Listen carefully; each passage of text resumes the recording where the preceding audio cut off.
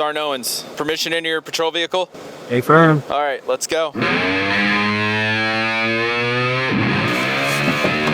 probably have to have our seatbelts on because it's going to be videotaped. That is true. Another episode of Tales with the Chief, and we are fortunate to have Sergeant Owens driving us around on base.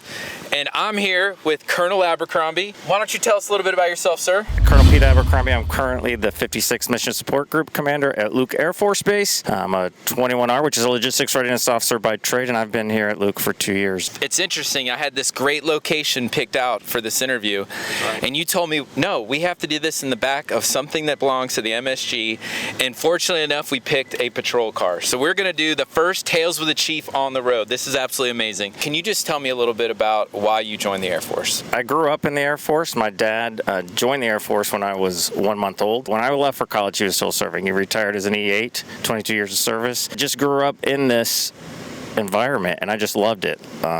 Just something that's just been in my blood. And so I went off to college on an ROTC scholarship, just figured I would join up. I always ask people what service means, and it means a little bit different for, I know you and your family. Can you talk about that? Not only did I join the Air Force, I had a brother who joined the Army as a Black Hawk crew chief. And in December of 2002, he was stationed down in Honduras, was on a nighttime training mission. And unfortunately, the helicopter went down and everybody was lost. Waking up every day, putting on the uniform, knowing that you're giving something that could ultimately be your last day is something that resonates with me, and it resonates with my family. It's easy to say that, but to know what, being a Gold Star family and what you guys have been through. So let's go to a lighter note. I think you drive like the biggest van on base. I'm just kidding. Family is really important to you. Can you talk about the squad you have at home that supports you? We don't roll small, that's for sure. There's 5 kids in my family. They bleed blue.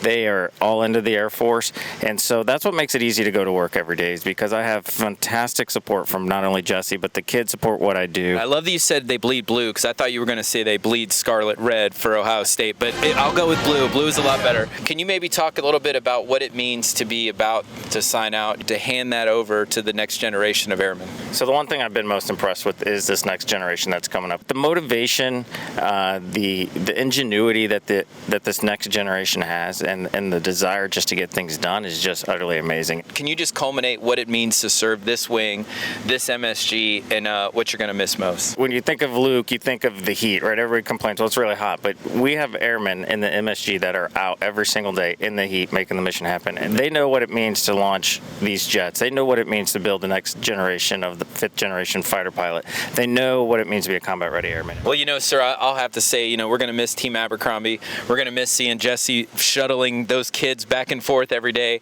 but you know what? You've left a mark. Teammates, another amazing episode of Tales with the Chief. We're so fortunate to be here with Colonel Abercrombie and get to say goodbye to him as he transitions out of the Air Force, and we're lucky of his service. I can't wait to interview the next amazing men of character or women of character that we have on this base. So talk to you soon. Chief out.